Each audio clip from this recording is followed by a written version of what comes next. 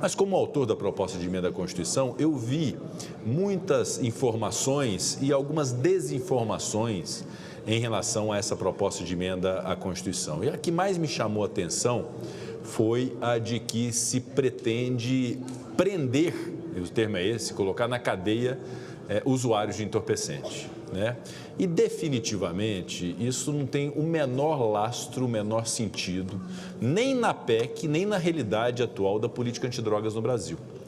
A rigor, se nós formos analisar o que essa PEC representa, no final das contas, ela representa a ratificação na Constituição da política antidrogas do Brasil atual, desde 2006, quando houve, inclusive, um abrandamento, justo, inclusive, de prever penas não corporais ou penas não privativas de liberdade a quem porta substância entorpecente sem autorização legal. Então, o que a proposta de emenda à Constituição vem fazer, e não há nenhum absurdo nisso, porque o próprio artigo 5º, em 2 incisos, refere-se a tráfico de drogas, refere-se a substâncias ilícitas entorpecentes, e o que essa PEC vem dizer é que a lei, após a edição da emenda constitucional, a lei deverá considerar crime o porte e posse de substância ilícita entorpecente.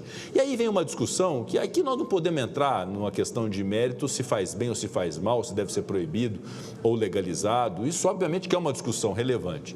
Mas o fato é que a administração pública brasileira, e isso é administrativo, através da Anvisa, define o que são as substâncias entorpecentes ilícitas. Não somos nós no Congresso, muito menos o Poder Judiciário. Há uma definição da administração pública que define o que são as substâncias ilícitas entorpecentes. Muito bem.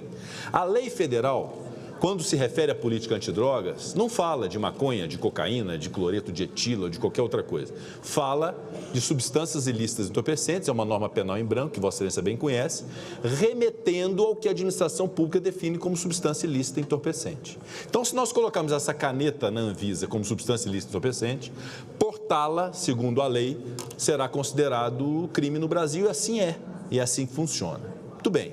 Então, se há uma norma administrativa que define o que são as substâncias ilícitas entorpecentes, se há uma lei federal que disciplina os crimes de se portar esse tipo de substância, quem trafica comete um crime equiparado de hediondo, um crime de pena de 5 a 15 anos, e quem porta para consumo próprio, para consumo compartilhado, não pode ser preso. Ele tem uma consequência jurídica, alguma relevância jurídica, mas não pode ter prisão.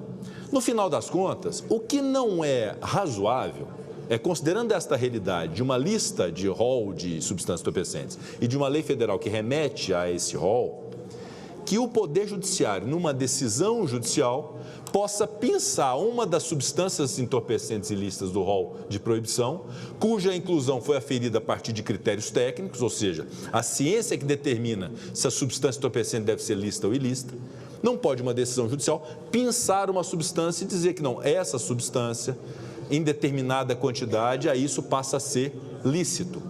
Se quer descriminalizar a maconha e torná-la legal, essa é uma discussão política que cabe à política fazer, no âmbito do Executivo, da Anvisa, com cientistas, com a universidade, com a sociedade, no Parlamento brasileiro, para a gente ter uma discussão sobre isso. Sob pena de uma decisão judicial e a precariedade dela gerar tanta perplexidade, que amanhã se pode pensar numa decisão que considere o lança-perfume, que é proibido no rol da Anvisa, ele é socialmente aceito, porque no tempo dos nossos pais tinha nos bailes de carnaval, isso é socialmente aceito, então, especificamente em relação ao lança-perfume, não se pode proibir a partir de uma decisão de um juiz de primeira instância, por exemplo. Ou se pensar que em determinadas circunstâncias não se pode punir alguém que tem um porte de cocaína e que justifica esse porte de cocaína porque ele precisava ficar acordado para poder proteger uma residência que seria furtada naquela madrugada. Ou seja, você começa com casuísmos e com exceções legais que contrariam uma regra clara administrativa, do que se define como substância ilícita entorpecente, e de uma lei federal que também não faz discriminação sobre o tipo de droga. É aquela da lista de substâncias ilícitas entorpecentes.